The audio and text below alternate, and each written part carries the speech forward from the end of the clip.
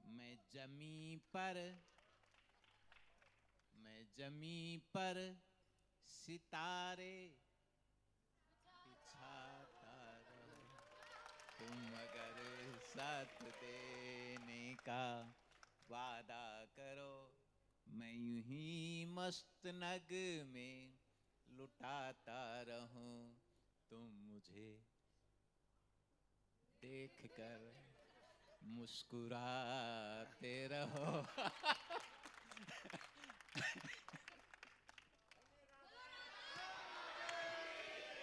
बोलो आनंद बाबा की। कोई बाबा आजकल वाला सुना दे, कोई नया वाला, कोई नया वाला सुना दे, नया वाला।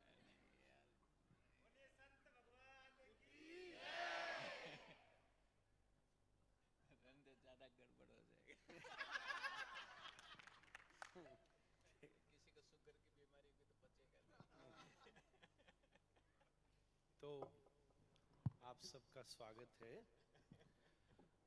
ये सत्र तो केवल बहाना था, हमें आप सबसे मिलना था, तो हमने कहा चलो, बहुत सारे जन खबर भेज रहे थे और कुछ ऐसी दिनचर्या हमारी थी, मिल नहीं पा रहे थे हम, तो हमें आप सबसे मिलना था, तो कोई बहाना चाहिए था। सो हम आ गए। आप सब खूब अच्छे हैं और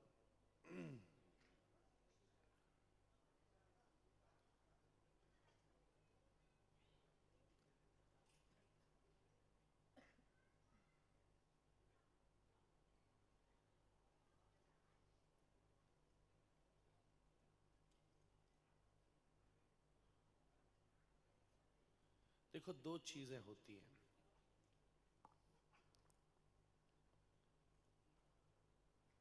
हम लोग कथाओं में जाते हैं, संतों से मिलते हैं, वृंदावन जाते हैं, तो ये सब सुनते सुनते अपने जीवन में भी थोड़ा परिवर्तन आता है।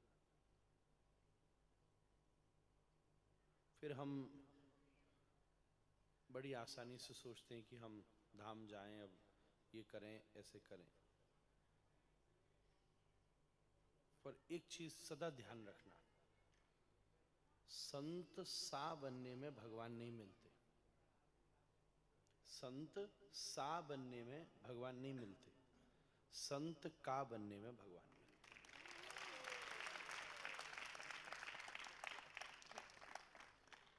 हम अपने जीवन में कहीं से कैसे भी ऐसा नहीं करते कि हम संत जैसे दिखें, कभी नहीं। पर ये प्रयास करते कि ऐसे ऐसे संत हमें देख के गाना गा सके हमारा। ऐसे महापुरुष आवे। अभी हम कुंभ जाएंगे, कितनी जगह से बात हो रही है, सब महापुरुष प्रतीक्षा कर रहे हैं, आशीर्वाद दे रहे हैं। इससे भरोसा बनता है महाराज। संत सा बनना आसान है, संत का बनना कठिन है महाराज। संत सा बनना तो अभी आप ऐसे बाबा को प्रेरित हो तो मन करेगा हम भी कपड़ा डाल लें कल से, ऐसे हम भी तिलक कर लें, हम भी ये तो तिलक करते। इनके जैसा बनना तो बहुत ही कठिन है महाराज। पर वैसे बताऊं, कोई भी आजकल होता क्या है, हम ये बात इसलिए आपको बोले, हमने युवाओं में, बड़ों में ये बहुत देखा, जैसे कोई कहीं से प्रभावित हुआ तो उसके जैसा बनने लगता है। हम कोई पर्टिकुलर बात नहीं कह रहे, पर वैसा पहनना, वैसे बोलना, वैसे चलना, तो ये बात होती ही है। अपन किसी हीरो को पसंद करेंगे तो उसके ऐसे बाल, हेयर स्टाइल लगा लेते हैं, किसी हीरोइन को करेंगे तो वैसे कपड़े, तो ये तो मानवीय स्वभाव है। तो ऐसे ही हम जब किसी संत से प्रभावित होते हैं तो वैसे ही करने लग जाते हैं। पर उससे हो सकता है कि हमें प्रतिष्ठा तो मिलने लगे, पहचान भी मिलने लगे। जैसे बहुत सारे महापुरुष हैं, अब जैसे मुरारी बापू हैं, वो अपने कंधे पर काले रंग का शॉल डालते, तो कितने लोग अब ऐसे बनने की कोशिश करते हैं। हम एक एग्जाम्पल दिए, हमको याद है, हमने वृंदावन में, उनका हमारे बाबा से बहुत प्रेम है, तो वृंदावन में हमारे यहाँ उनकी कथा हुई, तो उन्होंने बड़े प्रेम से अपना शॉल हमें उतार के दे दिया मंच से, बीच कथा में, होली की कथा में। तो अब सब हमसे बोलने लगे, महाराज अब आप भी काला शॉल डालोगे क्या? तो हमने कहा भैया देखो, हमें डालने में तो कोई आ भी गया तो हम डाल भी लेंगे, जो आ जाएगा, परंतु ये बड़ी बात नहीं है कि हम उनसे बने, बड़ी बात यह है हम उनके बने। महाराज हमें भगवान सा भी नहीं बनना, बहुत सारे ज्ञानी बने पड़े, हम भगवान से बने ना, हमें भगवान सा नहीं बनना, हमें भगवान का बनना। हमें संत सा नहीं बनना, संत सा बनना तो बड़ी वेश तो धरना बड़ा ही आसान है। रावण भी तो संत सा बनकर आया था, सीता जी का हरण करके ले गया। तो अपने को संत का बनने की कोशिश करनी है। और संत का बनने की अनुभूति कब होती है? अगर वो सच्चा संत है तो ध्यान रखना भाई बहनों कि आप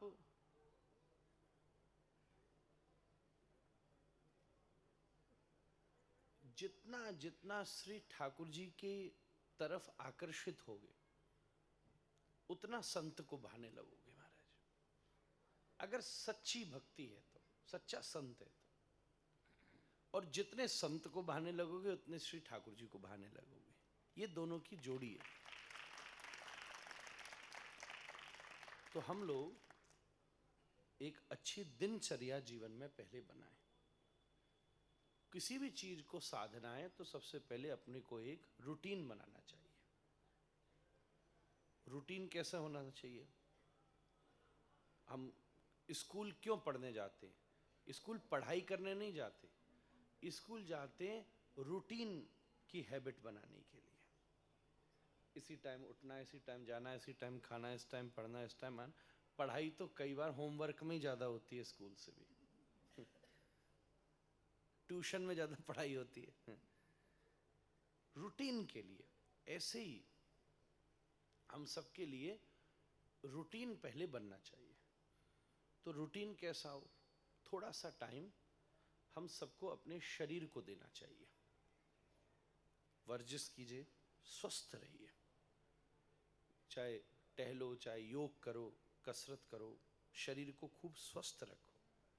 शरीर बीमार पड़ गया तो भजन भी कैसे करोगे, वृंदावन के भी कैसे आओगे? थोड़ा समय शरीर को दो, थोड़ा समय मन को भी दो, कोई समस्या नहीं। मनोरंजन के लिए जो हम साधन करने हो दो। पर अब आज हम करते क्या है, 24 घंटे मनोरंजन ढूंढते रहते हैं, यह मुश्किल है। फिर थोड़ा सा समय बुद्धि के लिए दो। स्कूल में जाके हम पढ़ते हैं, कुछ नई नई चीजें सीखते हैं। रोज अपने को एक नई चीज सीखनी चाहिए।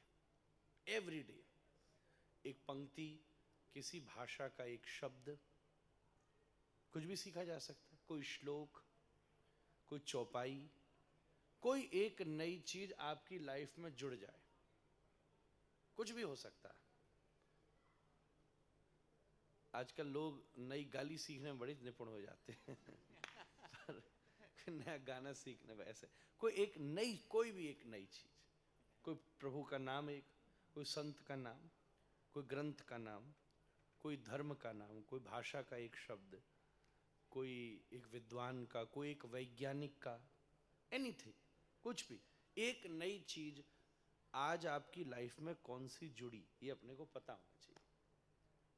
कहीं से भी मिल जाए आपको, इंस्टाग्राम से मिल जाए ठीक, फेसबुक से मिल जाए ठीक, गूगल से मिल जाए ठीक, बुक से मिल जाए ठीक, न्यूज़पेपर से मिल जाए ठीक, किसी से बातचीत करती मिल जाए ठीक, समझ गए?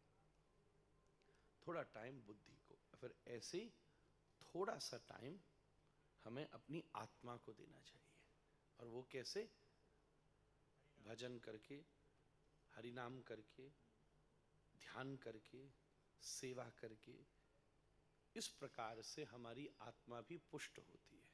और जब आप ये ऐसा रूटीन बनाएंगे कि दिन भर में ये आप चारों कार्य कर सके, तो आप, मेरा पूरा विश्वास है, 1 वर्ष में अपने जीवन में परिवर्तन देखना शुरू कर देंगे। और 10 वर्ष में आप अपने जीवन को इस उन्नति तक पाता देखेंगे कि आपके सामने पूरी दुनिया छोटी नजर आएगी और श्री कृष्ण बहुत बड़े नजर आएंगे। ऐसा हमको आप सबसे कहना है। तो रोज आदत बना लीजिए, थोड़ी देर मन को रंजन भी चाहिए, नहीं तो बोर हो जाएगा वो। हंस लीजिए, हंसा लीजिए, कर लीजिए, बढ़िया देखिए। कोई ना मिले तो बाबा को फोन कर लेना, 2-4 गाने सुना देगा। हंसिए रोज, ऐसे थोड़ी देर शरीर को दीजिए। कुछ भी करना हो, उछल के बाद नहाने से पहले कूद ही लिए 10 बार। अगर आप तीसरी चौथी मंजिल पर रहते हैं तो कोशिश कीजिए कि आप सीढ़ी का प्रयोग कीजिए। ये भी एक तरीका है वर्जिश करने का, ये भी एक तरीका है। सीढ़ी का आप प्रयोग कीजिए ही कीजिए, कुछ भी हो जाए। जहां भी आप कहीं जा रहे हो और वहां लिफ्ट और सीढ़ियों का साधन हो तो प्रयोग कीजिए कि हम सीढ़ी से जाएंगे। एक छोटी सी आदत अपने शरीर में बहुत कुछ बदल सकती है। तो शारीरिक स्वास्थ्य, मानसिक स्वास्थ्य, बौद्धिक स्वास्थ्य और आत्मिक स्वास्थ्य, और जब चारों वर्धनशील होंगे तब आप पूर्ण स्वस्थ कहे जाएंगे। और जब पूर्ण स्वस्थ होंगे तो पूर्ण मस्त होंगे, और पूर्ण मस्त होंगे तो पूर्ण भक्त होंगे।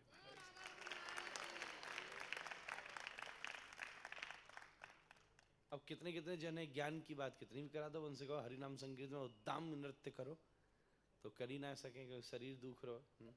अद्वैताचार्य जी होते थे महाप्रभु जी के संगी, वृद्ध, इतनी बड़ी दाढ़ी, बूढ़े, पर जब नाम कीर्तन करते तो 6-6 फुट उछल जाते महाराज। सब चीजों की अनिवार्यता है। इस पर आप सब कार्य कीजिए और स्वस्थ रहिए, प्रसन्न रहिए। हम तो उपदेश इतनी देर से आपको दे ही रहे हैं। आप कुछ पूछना चाहते हो तो पूछो, नहीं तो फिर बाबा से एक और गाना सुनते हैं। हाँ, कौन सी? अच्छा, सुना सुना। हाँ, आप बोलो बेटा। एक कोई माइक लेकर यहाँ रहना चाहिए, कोई भी एक जना। हाँ, आप आ जाओ बेटा, तू ही रह सेवा में। सबसे पहले तो महाराज जी आपको सादर चरण स्पर्श। खुश रह बेटा। महाराज राधे जी, राधे। 1 साल से और उससे पहले कुछ भी पूछने से पहले मैं क्षमा चाहूँगा आपसे, क्योंकि यहाँ आते समय घर से आपको याद होगा आपकी नॉक करके खिड़की मैंने आपको प्रणाम भी किया था कि कार मोड़ते समय बाहर से गाड़ी knock में? करके। हाँ, गाड़ी अच्छा में। अच्छा बेटा, हाँ हाँ हाँ, ठीक ठीक। महाराज जी, क्षमा इसलिए चाहूँगा क्योंकि मुझे डाउट हो गया कि कहीं मैं आपको अपने प्रश्न को क्लियरिफाई करके बड़े में बता पाऊँ या ना बता पाऊँ। जो 1 साल से मेरे अंदर परेशानियाँ चल उसको मैं समझा ना सब पाऊँ। यहाँ बैठे बैठे इतना पछतावा हो रहा था कि इसका क्षमा कैसे मांगूंगा। आप माफ़ भी करेंगे कि नहीं कि मैंने डाउट कैसे किया? सबसे पहले तो प्लीज़ क्षमा कर दीजिए उसके लिए मुझे। कोई बात नहीं बेटा, बोल तू। तो मैं सूक्ष्म रूप में अपने प्रश्न को पूछता हूँ कि अगर सब ईश्वर करते हैं तो हम क्या करते हैं? हम ईश्वर को करने देते हैं।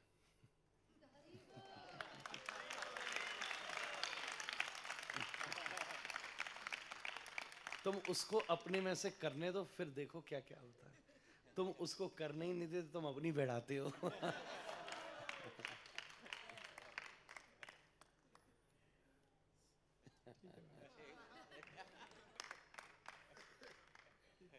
धन्यवाद महाराज जी। राधे राधे।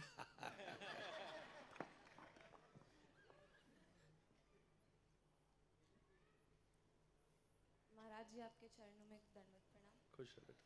महाराज जी, मेरा प्रश्न ये है, जैसे सारे गुरुवर कहते हैं कि हमको भगवान में शरणागति होनी चाहिए। हाँ। तो मैं भी वही प्रयास करती हूँ। जीवन में जो भी समस्या है मैं कोशिश करती हूँ, मुझसे समस्या नहीं निकल रही है तो मैं भगवान पे छोड़ दूँ। लेकिन तभी मन बहुत विचलित रहता है, वो सोचता रहता है कि ऐसा हो जाएगा वैसा हो जाएगा, सल्यूशन सोचता है। और फिर बाद में गिल्ट भी होता है कि मैंने भगवान के ऊपर ये चीज़ छोड़ दी है, तब भी मैं उन पे भरोसा नहीं कर पा रही हूँ, मेरा मन विचलित हो रहा है।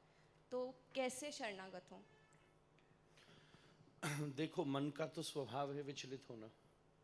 अच्छा, कई बार ये भी होता है कि भगवान, जब हम शरणागत होते हैं तो भगवान किसी न किसी बहाने से, कोई न कोई चीज़ से, कोई न कोई व्यक्ति से अपने को सॉल्यूशन देते है कि नहीं? सबको मेरी आवाज़ आ रही है? हाँ। तो सॉल्यूशन देते हैं। तो भगवान मन से भी तो सॉल्यूशन दे सकते हैं।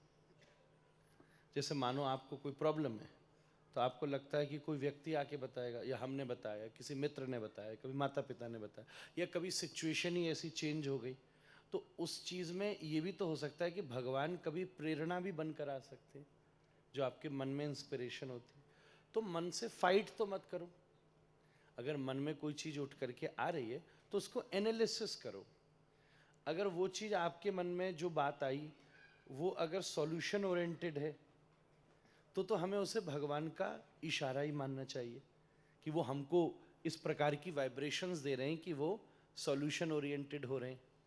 और अगर वो हमारी प्रॉब्लम्स को ज़्यादा हैवी कर रही है तो मन को डाइवर्ट करो। डाइवर्ट कैसे करो? उसी समय बैठ के भगवान का नाम लो बेटा। इससे बढ़िया साधन कोई दूसरा नहीं हो सकता। हमको अंधेरा चाहिए, लाइट चाहिए तो स्विच ही तो ऑन करना होता है बस। तो अगर मन हमारी नेगेटिविटी को बढ़ा रहा है क्योंकि वो सॉल्यूशन प्रॉब्लम हमें ज़्यादा बार बार याद आ रही है, तो शरणागति का मतलब ही यही है कि जैसे मन प्रॉब्लम को ज़्यादा बड़ा करे, आप बैठकर भगवान का नाम लीजिए जोर जोर से, एकांत में, मन में। और फिर जैसे जैसे आपके अनुभव बढ़ते जाएंगे, प्रहलाद को जब पहाड़ से फेंका गया, दूध तोड़कर बोले जमीन आ गई तो तू फट जाएगा, मर जाएगा।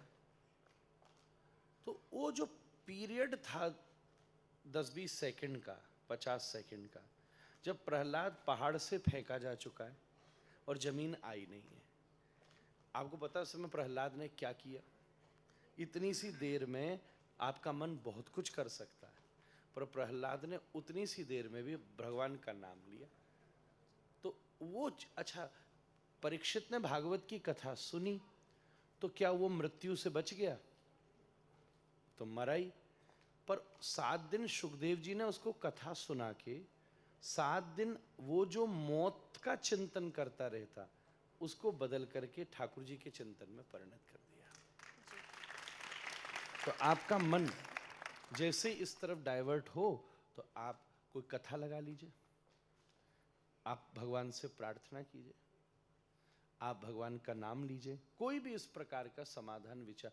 आपके पूर्व अनुभवों में कोई ऐसी घटना घटी हो जब भगवान ने, आपको ऐसा लगा कि ये समाधान भगवान ने किया है, ऐसी चीज को रिकॉल करके you have to work on it. पहली बात सोचो, नकारात्मकता भी विचार ही है, परिस्थिति नहीं है। Negative thought is also just a thought, not a situation. अब हम नेगेटिव को, ये पंडाल हमारी खोपड़ी पे गिर जाएगा, सोचते रहो बैठे बैठे कुछ गिर गया क्या? तो विचार ही होता है। तो विचार को विचार से जीता जाता है। धीरे धीरे ऐसी आदत होने से मन को ये पता चल जाएगा कि भाई ये मेरी मेहनत से इसको कोई फर्क नहीं पड़ रहा, ये भगवान का नाम ले रहा। और फिर ये करते करते करते करते मन इस तरीके से परेशान होना समाप्त कर देगा। उसको ट्रेनिंग देनी पड़ती है। अभी हमने मन को यही ट्रेनिंग दी है कि प्रॉब्लम हो तो तू सोचना शुरू कर। पर जैसे मन को कुछ समय के बाद भी ये ट्रेनिंग मिल जाएगी कि ये सोच रहा है पर इसको तो कोई प्रभाव ही नहीं हो रहा, ये तो भगवान की तरफ जा रहा है, तो तुरंत मन उसी तरफ जाना शुरू हो जाएगा। अभ्यासेन तगत कौन्तेय, गीता में श्री कृष्ण ने कहा अभ्यास के द्वारा ये किया जा सकता है। धन्यवाद महाराज जी। हाँ, पहले ने युवाओं को फिर बाद में करेंगे। हाँ जी। जय गौर श्री राधा रमन विजय। राधा रमन लाल की जय हो। महाराज जी, नाम जाप करते समय मन क्यों भटकता है, कैसे एकाग्र करें? तुम मन की परवाह क्यों करती हो? मन को अपना काम करने दो, तुम अपना काम करते रहो। हम उससे लड़ तो सकते नहीं हैं। तो आप मन को जाने दो। जो नहीं भटकता उसको तो मत भटकने दो। तुम्हारी वाणी नहीं भटक रही, तुम्हारा उच्चारण नहीं भटक रहा, तुम्हारी माला नहीं भटक रही, तुम्हारी उंगली नहीं भटक रही, मन ही तो भटक रहा है। ससुरे मन को डोलने दो, कितनी दूर तक जाएगा? थोड़ी देर में लौट के बद्दू घर को आया हमारे, कहाँ जाएगा? इसको इशू नहीं बनाइए, इशू नहीं बनाइए। हाँ, कोई बात नहीं। हाँ, तो घर से था कि कहीं और से था?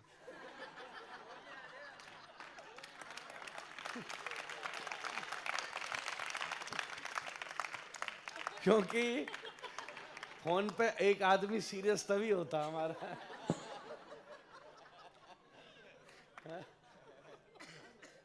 कल कल कोई बात नहीं, कोई बात नहीं। हाँ कल कल, सॉरी सॉरी सर। प्रश्न है? ओ दो भाई पर। गुरु जी राधे राधे। राधे राधे। कोई फोन करना तो कर लो पहले। बाबू गुरु जी घर से कॉल था बहन का। ओ बेटे, अच्छी बात है, बहन बोल दिया, नहीं तो हम कंफ्यूज हो जाते। हाँ। गुरु जी मेरा मन जो थोड़ा स्थगित नहीं था, कुछ पढ़ते रहते हैं तो मतलब भूल जाने वाली चांसेस बहुत रहती हैं, और बाकी पूजा पाठ में मन भी नहीं लगता है। अरे तुम्हें कोई जरूरत ही नहीं पूजा की, हम करते हैं। छोड़ो पूजा, क्या करेगा पूजा का? पूजा है कोई तो छोड़ना है।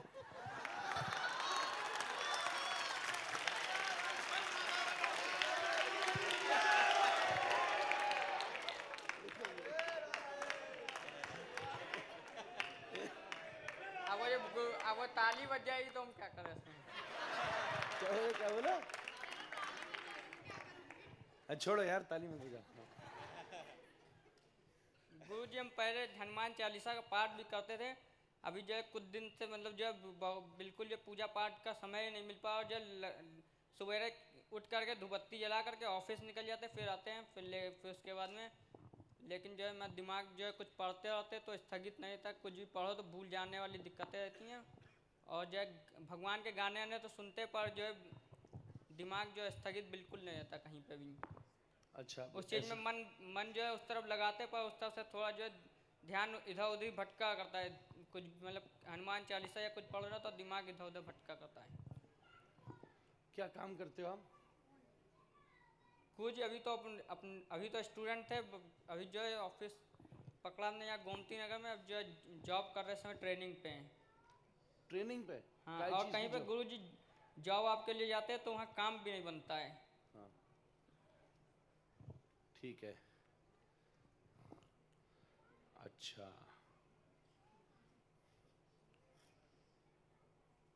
तो समस्या काम नहीं बनता ही, मन नहीं लगता? मन जो है भागता है काम में, मतलब मन जैसे काम जो जॉब पकड़ी भी है लेकिन मन वहाँ पे लगता ही नहीं है, मतलब जो पढ़ते पर मन जो कहाँ लगता है? हाँ, बाकी जो सब समझते हैं सब, पर जो भूल जाने वाली दिक्कत है वहाँ वहाँ अरे पे। मन कहाँ लगता है ये तो बता। जब जैसे आप जॉब में गए और फिर आपको बोला बॉस नहीं करो, तो मन बोला कि मैं तो नहीं करूंगा, फिर मन कहाँ गया?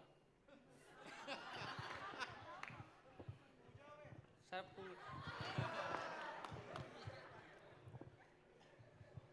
ए शांत रहो सर। तो गुरु जी कोई कार्य मतलब बाधा माए हमेशा बनी अरे हम रहती बोले मन कहाँ जाता है ये तो बता। है। जहाँ पे सबका जाता है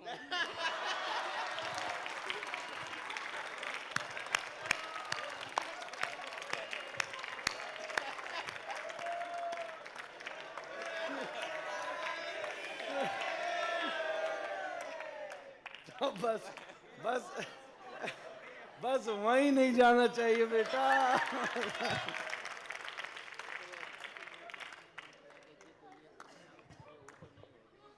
गा दो बाबा, ए माइक देना, बाबा दे रहा जिसका जवाब। तो गुरु जी कुछ बताया जाए उसका भी रास्ता। एक मिनट बाबा सुना, जवाब दे रहा। तो हमारे बम्बई वाले शास्त्रों में लिखा है कि मेरा पढ़ने में ना लागे जी, कोई ये तो बताओ मुझे, वो तो नहीं हो गया?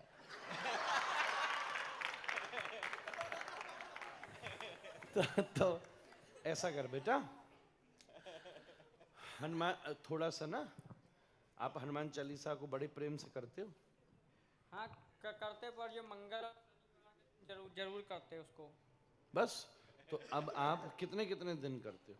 जैसे सुनो, अब आप ऑफिस में गए, ठीक है, और ऑफिस में गए और तुरंत आपको लगा कि मेरा मन नहीं लग रहा, ठीक है, जैसे अब लगा कि मन चला गया। हाँ, जब आपको ये अनुभव हो कि मेरा मन नहीं लग रहा, उसी समय हनुमान चालीसा। और गुरु जी रात में उल्टे सीधे सपने भी रहते दिन में।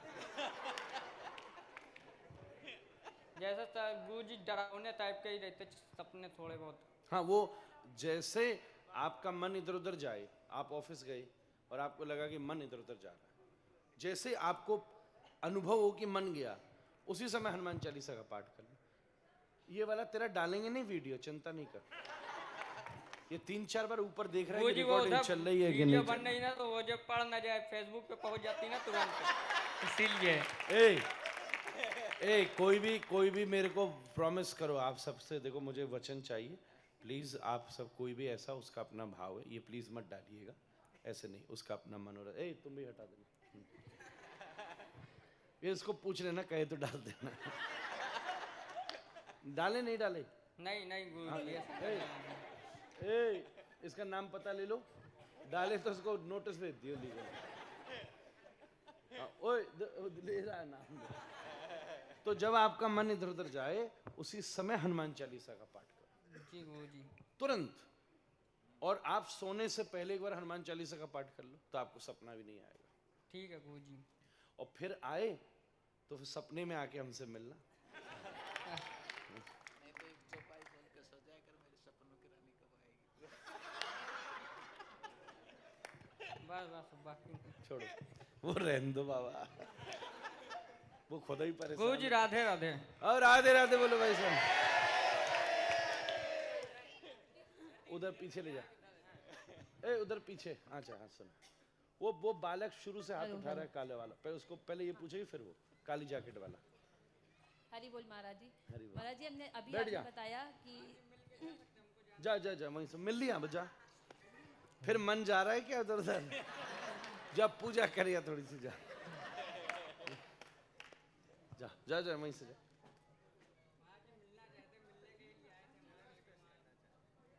फिर तूने किया तो सब करने लग जाएंगे। कल कर लियो। अच्छा ले आ जा। कहता मन लगता नहीं है, मन हटता ही नहीं है इसका। रह ना जाए कहीं तेरी मेरी बात आती है। कोई नहीं, पूरा कर ले। कितनी? हाँ हरी बोल। चलो। हरी बोल महाराज जी। हाँ। हमारा प्रश्न ये था कि जैसे आपने बताया कि बहुत जल्दी लोग प्रभावित हो जाते हैं हर एक चीज़ से। तो वैसे हमने देखा है कि जैसे लोग भागवत सुन रहे हैं इस टाइम पे, तो अभी आपसे प्रभावित हैं, घर जाके कोई और सुनेंगे तो उनसे प्रभावित हो जाएंगे। तो हम कैसे पहचानें? गुरु दीक्षा की बात हुई थी, तो गुरु दीक्षा के लिए लोग बहुत उधर साइड पे चले गए थे बात करने के लिए। तो हमें ये कैसे पता चले कि हमें गुरु दीक्षा हमें कब लेनी चाहिए? हमारे मन में कब ऐसा निर्णय हो जाए कि हम गुरु दीक्षा लें? और उसके बाद हमारे लिए कौन से गुरु जो हमको ऐसा लगे कि हाँ ये मेरे लिए एलिजिबल हैं? आप गुरु का चुनाव नहीं करते, आप तो प्रार्थना करते, गुरु आपका चुनाव करता है।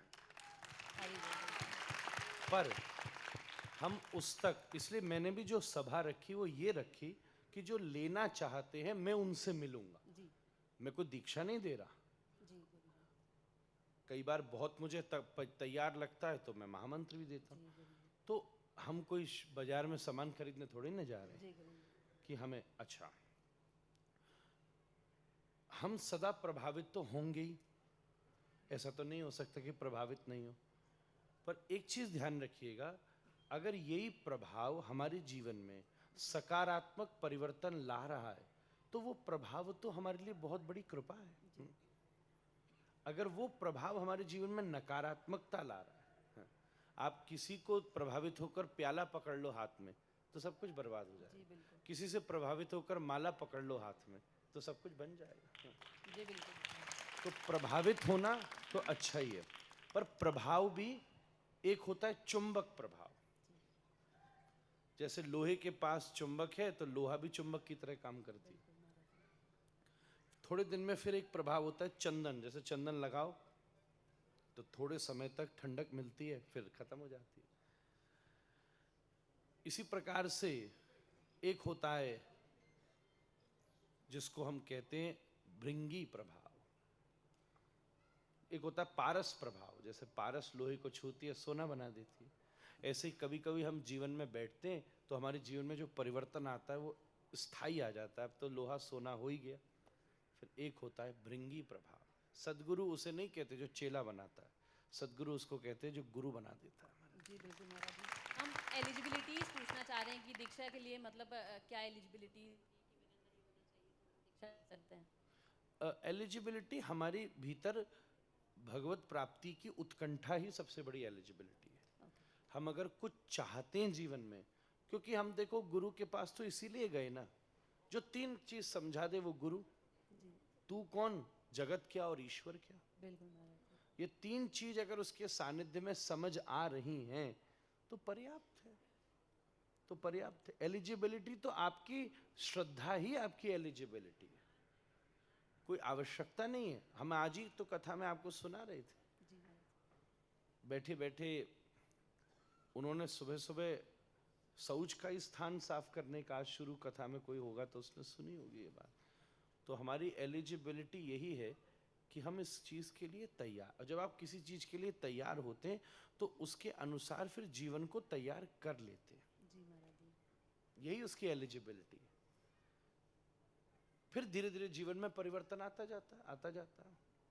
भगवान दीक्षा के बाद भी किसी न किसी संत, साथी, वैष्णव, गुरु, किसी न किसी माध्यम से हमारी भक्ति का पोषण करते रहते, धीरे धीरे विकास होता रहता है। दीक्षा का मतलब क्या है? जैसे आज घर में एक और बच्चा पैदा हो जाए तो हम भाई और बहन बन जाते हैं। हम जब पैदा हो जाएं तो बेटा और बेटी बन जाते हैं। फिर जब हम किसी से मिलते हैं तो मित्र बन जाते हैं। फिर जब हमारा ब्याह होता है तो हम पति या पत्नी बन जाते हैं। फिर घर में बच्चा पैदा होता है तो माँ या बाप बन जाते हैं। ऐसे दीक्षा का एक अर्थ यह है कि अब हम भक्त हैं और वो भगवान है महाराज। जैसे आप अपने आप को बेटी के रूप में देखते हो तो बेटी के धर्म निभाने की कोशिश करते हो, सब कुछ करते हो। जैसे आप अपने आप को माँ के रूप में देखोगे तो माँ के धर्म निभाने की कोशिश करोगे, बहन के रूप में देखोगे तो बहन का धर्म निभाओगे, भाई के रूप में देखोगे तो भाई का धर्म निभाओगे। आप अपने आप को भारतीय रूप में देखोगे तो देश के लिए धर्म निभाओगे। आप अपने आप को ऑफिस में जाके एज अ गुड एम्प्लॉय देखोगे तो आप उस समय सबको भूल के अभी अपनी नौकरी पर ध्यान दोगे। आप स्कूल में स्टूडेंट देखोगे तो पढ़ाई पर ध्यान दोगे। जिस दिन आपको अनुभव होगा आप भक्त हो तो भगवान पर ध्यान दोगे। बिल्कुल महाराज, धन्यवाद महाराज जी, हरि बोल। उसको दीजिए पहले वो जो हाँ बेटा। महाराज जी जय जय श्री सीताराम, राधे जय श्री श्याम। सीताराम। पहले तो गुरु जी के चरणों में सादर दंडवत। महाराज कौन जी से के- हमारे की इधर? दोनों के लिए, दोनों के लिए एक लाइन दी कि संत बड़े परमार्थी, वेश धरे अमदूत, राम नाम का गोला छोड़े भाग जाए यमदूत। जय जय श्री राम। महाराज जी मेरा प्रश्न ये है कि आज आपने कथा में वर्णन किया पूछरी के लोटा भगवान का, तो पूछरी के लोटा भगवान जी का मैं जानना चाहता हूँ कि वो हैं हनुमान जी के रूप हैं? हाँ, वहाँ हनुमान जी विराज रहे, वहाँ हनुमान जी बैठे। हम बोले ना आज हनुमान जी तो श्री कृष्ण की प्रत्येक लीला में, तो वहाँ श्री हनुमान जी महाराज भी वहाँ आकर विराजमान है। क्योंकि श्री गिरिराज जी का जो स्वरूप है वो गऊ जैसा है, और गऊ का जो सबसे पवित्र स्थान है वो पूंछ का स्थान है। जब अपन झाड़ा वहाँ देते हैं, गोवंश पंचगव्य की उत्पत्ति वहाँ से होती है। तो श्री हनुमान जी महाराज वहाँ पर आकर विराजमान हो गए। और एक और बात है कि जब सब ब्रजवासियों ने डंडे लगा के गिरिराज जी को उठाया, गिरिराज जी को जब सबने डंडे लगा करके उठाया, तो गैया के हिस्से में सबसे भारी हिस्सा उसका पीछे का ही होता है। आगे तो उसकी गर्दन उठी रहती है, वो उठी रहती है। आप किसी गैया को उठते देखो तो बाद में पीछे वाला हिस्सा उठता है, आगे पहले आगे वाला ही हिस्सा उठेगा। कोई भी जीव होगा पीछे वाला हिस्सा नहीं उठेगा, पहले आगे वाला हिस्सा उठेगा।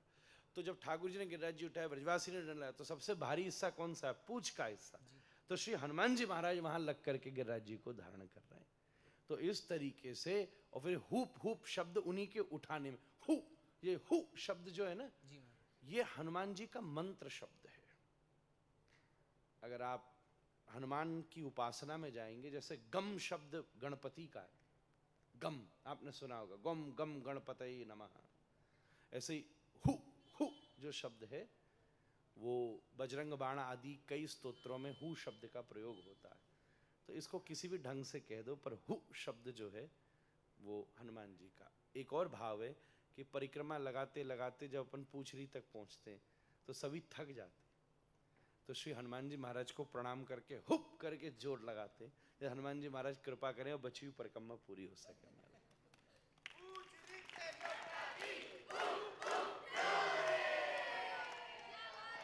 महाराज जी,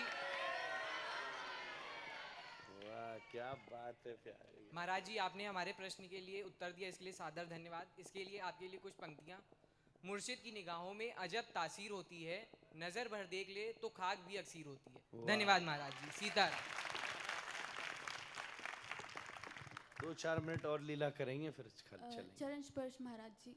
कौन है मुझे? हाँ थोड़ा सा मेरा- उठ जा बेटा, दिख जा, सबको दिखेगा। हाँ अच्छा छोड़, बोल। हाँ। मेरा क्वेश्चन बहुत ही ज़्यादा पर्सनल है। मेरे घर में ऐसे मतलब मेरे फादर हैं जो बिल्कुल भक्ति के अगेंस्ट रहते हैं, और घर में बिल्कुल ऐसी सिचुएशन है कि गाली गलौज मारपीट ये सब चलती है। पहले बहुत कोशिश की भागवत सुनाए, तो भागवत वक्ताओं को भी गाली गलौज ये सब ऐसे बोलते हैं। पर अब मैंने ये कोशिश की है कि मैंने भगवान के भरोसे ये सब छोड़ दिया है। इस वजह से मेरे अंदर बहुत नेगेटिविटी आ गई है। मैं एंजाइटी इन सब में चली गई थी, क्योंकि बहुत कृपा से मुझे कथा मिली। मैं सच में बता रही हूँ, 1 साल से मैं उसी सिचुएशन में रह रही हूँ। पर मेरे पिता हैं तो मेरी थोड़ी सी रिस्पॉन्सिबिलिटी है। मैं ये चाहती हूँ कि वो भी भक्त बने, और मुझे ऐसा लगता है कि ये क्या मैं गलत सोचती हूँ, क्योंकि वो आत्मा है, उनकी अपनी एक जर्नी है भगवान के प्रति। मुझे ऐसा सोचना चाहिए कि वो भी इस तरफ बढ़ें, पर मैं बहुत ट्राई कर चुकी हूँ।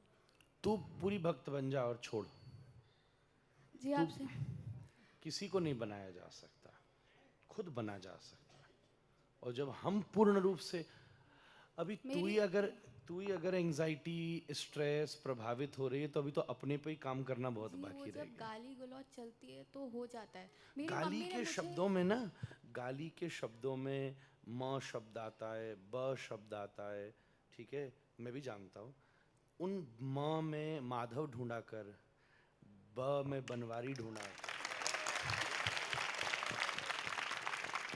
ठाकुर हमारा अक्षर ब्रह्म है, अक्षर ब्रह्म है। उसको गाली पड़ रही थी तब वो किशोरी जी का नाम ढूंढ रहा था हमारा।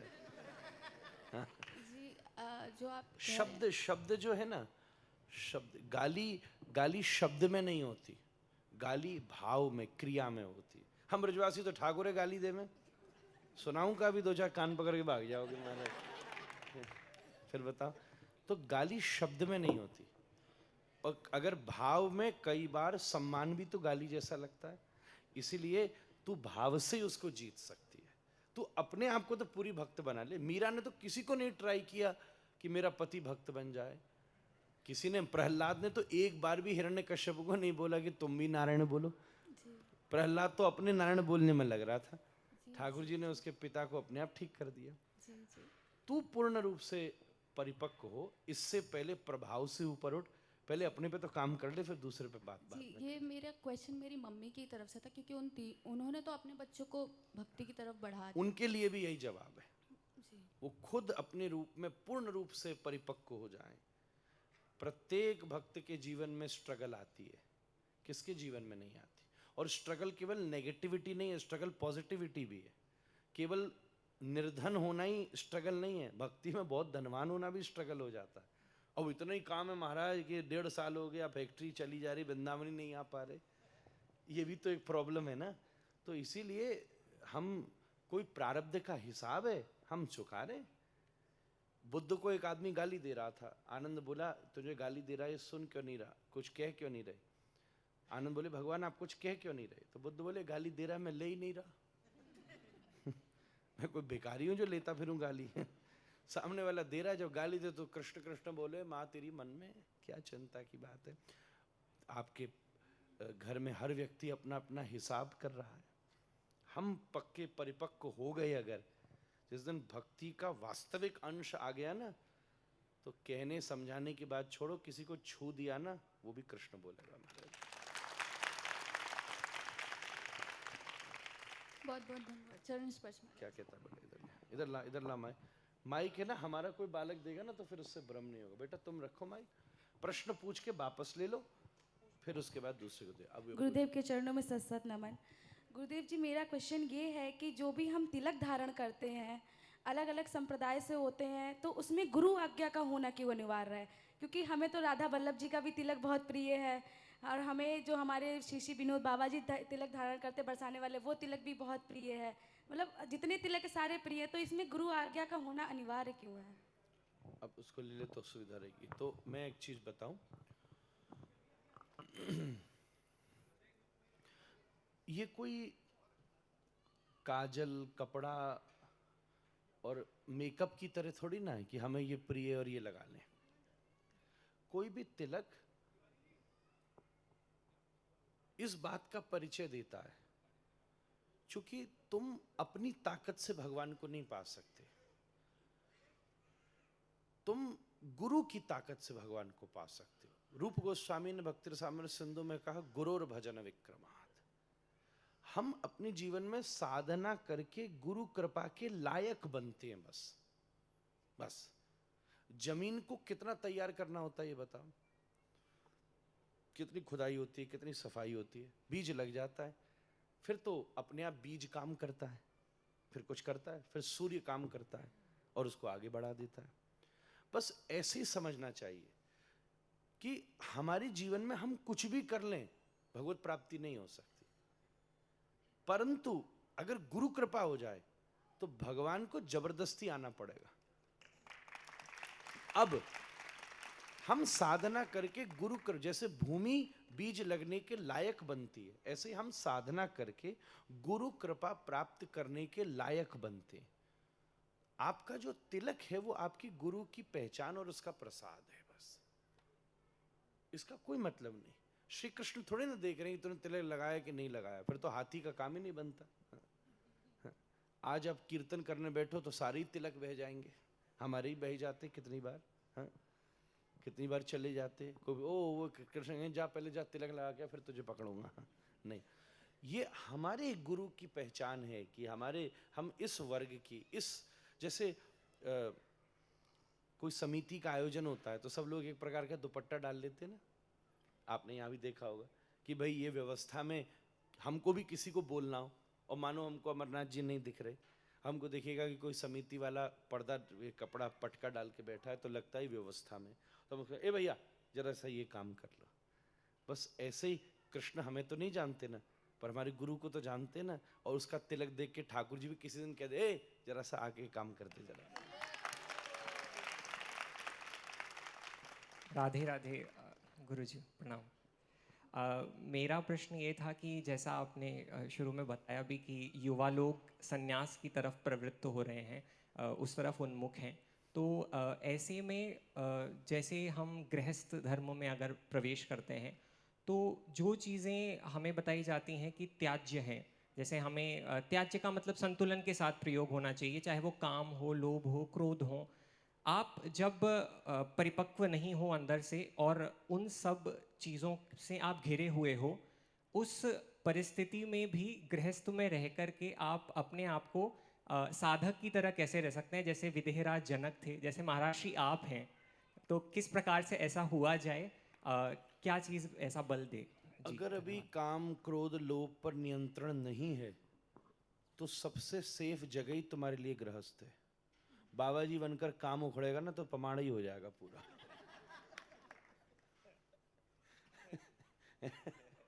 कोई कपड़े बदलने से काम बचता है क्या? काम पर तो काम सन्यास के बाद भी करना पड़ेगा, अगर नहीं जीता है तो ब्रह्मचारी बनकर भी करना पड़ेगा। क्रोध पर तो काम किसी भी कपड़े पर करना पड़ेगा। ये तो कहीं से सन्यासी नहीं है, पर बड़े बड़े सन्यासियों के सन्यासी हैं। शिव तो कहीं से सन्यासी नहीं है। तो हम केवल एक आश्रम को देखो, मैं एक आप सबको निवेदन करूं, सन्यासी होना और बैरागी होने में फर्क होता है। सन्यास एक चौथे आश्रम का नाम है, जैसे ब्रह्मचर्य, जैसे वानप्रस्थ, जैसे गृहस्थ। पर वैराग मन की स्थिति का नाम है। मन किसी भी प्रकार की, जैसे कंकड़ी फेंको, ठीक है, अगर आप पानी पर कंकड़ी फेंको तो तरंग उठेगी, समाप्त हो जाएगा। उसी पर अगर मानो दही पर फेंको, शहद पर फेंको तो गढ़ा रहेगा, और उससे जो उसकी सतह बिगड़ेगी वो बिगड़ी रहेगी, पर थोड़ी देर के बाद में उसको भी ठीक किया जा सकता है। और पत्थर के ऊपर कंकड़ी फेंको और पत्थर का जो निशान बन गया, फिर तो वो 10 साल तक निशान रहेगा।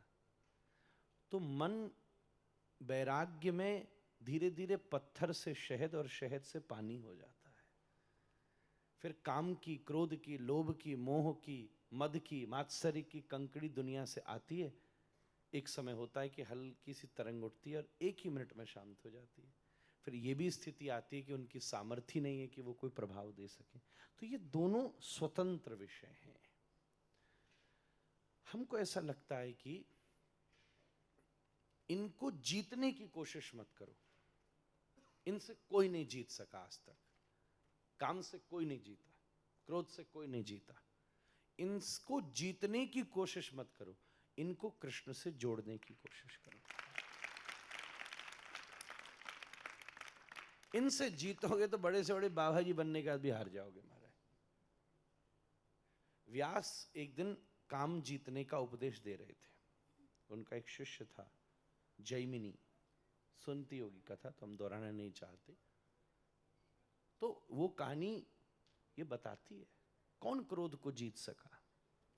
आता है तो आ ही जाता है, बड़े से बड़े निवृत्तों में आते देखा है हमने, अहंकार आते देखा है हमने। तो उसको जीतने की कोशिश तो आपने करनी नहीं है। हम उससे लड़ने लायक, अगर हम उससे लड़ने लायक होते ना तो जीव ही नहीं बनते। हम जीव ही नहीं बनते, उनसे लड़ने लायक होते। हम लड़ने लायक नहीं है, पर कृष्ण नाम लड़ने लायक है। अपने काम के को केंद्र बनाओ कि मैं गृहस्थ में प्रवेश करूं, भगवान का स्मरण करूं, एक सदगृहस्थ बड़ी चरित्रवान रूपवान कन्या या पुरुष से विवाह करूं और ऐसी कामना करूं कि मेरी काम क्रिया के परिणाम से भी मेरे घर में कृष्ण पैदा हो सके।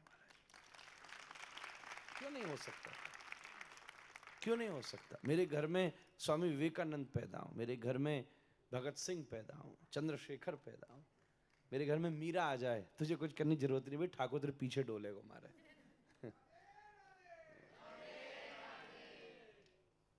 ऐसे हम सब जीतने की कोशिश कर रहे हैं।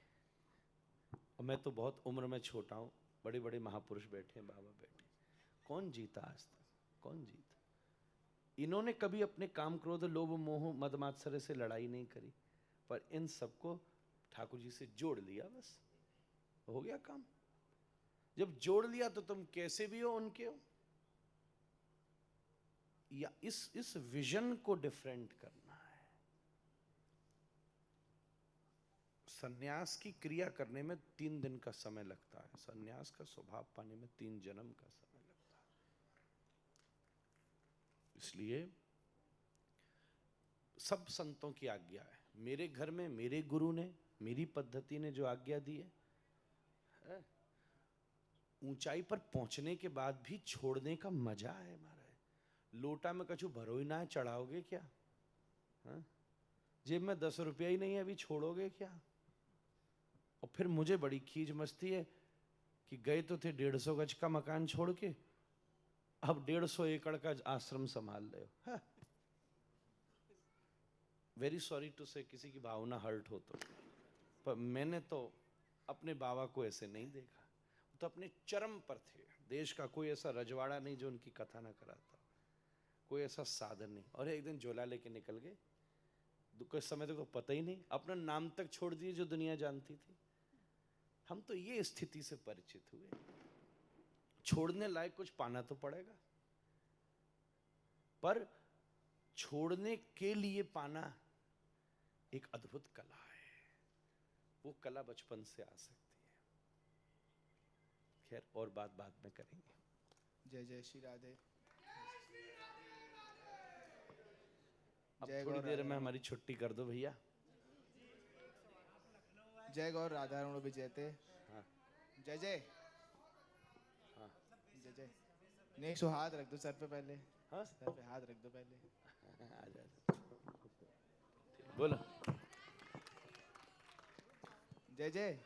एक सवाल है बस, ये गादी सेवा क्या होती है जो राधा रानी की सब जगह होती है वृंदावन में? गादी सेवा मतलब क्या होती है? जैसे मेरी आसन लग रहा है ना, व्यास आसन, अभी वो खाली है और बाद में मैं आज के बैठ जाऊंगा। तो ऐसे ही राधा रानी श्री कृष्ण के साथ में जब लीला पूरी हो जाएगी तो अपने आसन पर फिर से बैठ जाएंगे एक गति से। चलें अब हम। वाह, प्रणाम। वो यहाँ नहीं आया होगा। हम खुद ही क्या, हमें ही नहीं आया, तुमको क्या आएगा?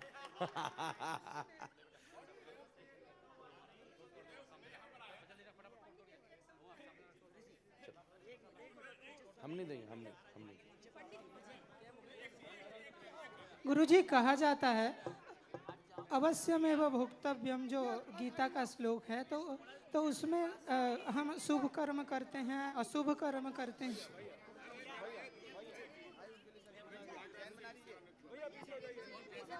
पीछे हो जाइए, पीछे हो जाइए।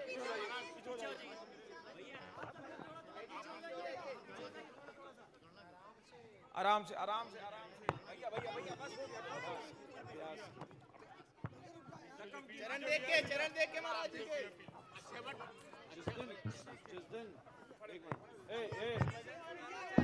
एक माइक दे। सुनो, एक भैया हमसे पूछ रहे थे, नहीं अभी नहीं।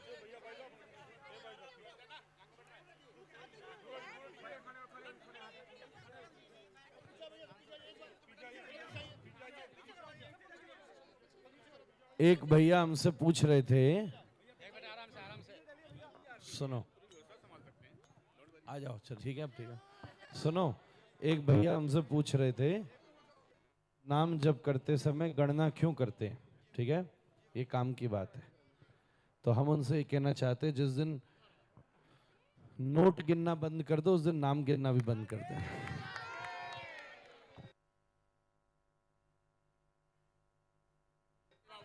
हाँ,